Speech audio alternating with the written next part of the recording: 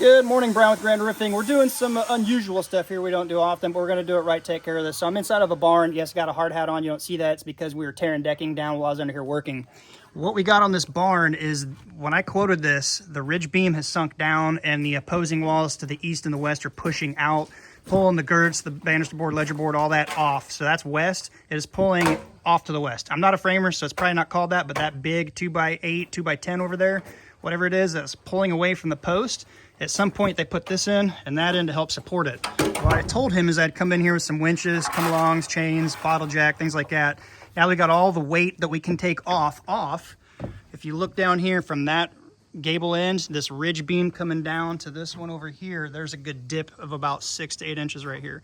So the weight from all this over the time has been settling, pushing down, pushing that wall to the west and this wall to the east. So if you go out there and you look down that wall this direction, you can see it bowing out and coming back.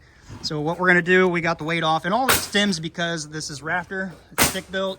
They didn't support it correctly. They got these little bitty guys right here that are way too high up that's not doing anything.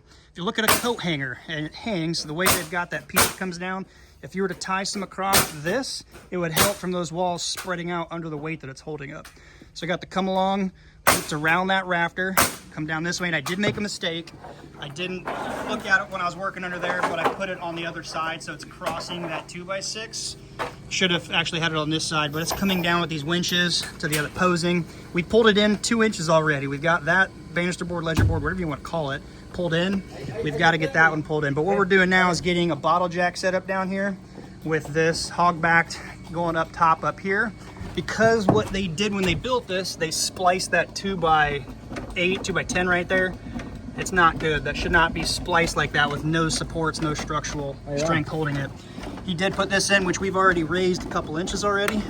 Careful, careful. I'm gonna pull this in here in a second. As soon as I stop this, it's raising it up.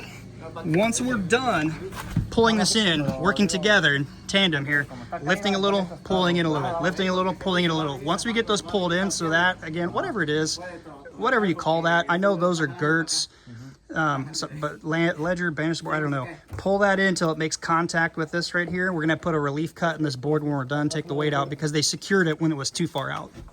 At that point, we'll take 2x6 lumber, this 20 foot. It may not rest all the way down on the beam right there, but it's gonna be a lot closer than what these are.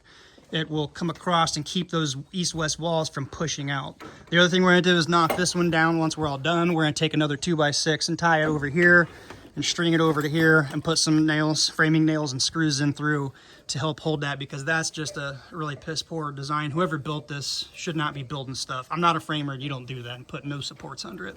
So they're waiting on me, they're getting ready to get it going, so I gotta get back to my job. If you guys like it, if you like this behind the scenes content, give it a quick thumbs up, let me know in the comment section where you're watching from and what that thing over there is called. I gotta get busy because they're waiting on me. Until next time, be safe, we'll see you then.